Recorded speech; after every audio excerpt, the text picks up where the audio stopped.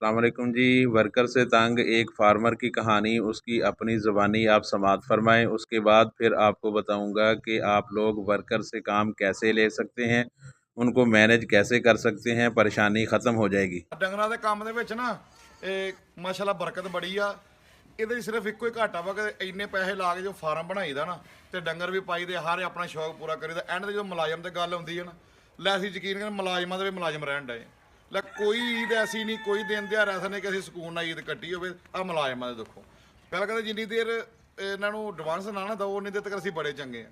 ਲੈ ਐਡਵਾਂਸ ਦੇ ਕੇ ਸਾਰਾ ਕੰਮ ਕਰਕੇ ਇਹਨਾਂ ਦੇ ਹਰ ਲਵਾਜ਼ਮਾਂ ਦੇ ਪੂਰੇ ਕਰਕੇ ਮੁੜ ਕੇ ਲੈ ਇਹਨਾਂ ਦੇ ਅੱਖਾਂ ਹੀ ਹੋ ਰਹੀ ਹੁੰਦੀਆਂ। ਜਿੱਦਣ ਐਡਵਾਂਸ ਦੇ ਲਓ ਮੁੜ ਕੇ ਛੁੱਟੀ ਗਏ नहीं ਹੁੰਦੇ। दोस्तों अक्सर वीडियो में ये बात मैं कर चुका हूँ कि आप लोगों ने अगर वर्कर से काम लेना है और आप चाहते हैं कि आपको परेशानी ना हो, तो फिर आपको काम, वक्त और सैलरी का एग्रीमेंट उनसे करना होगा। उससे पहले परेशानी ख़त्म नहीं होगी।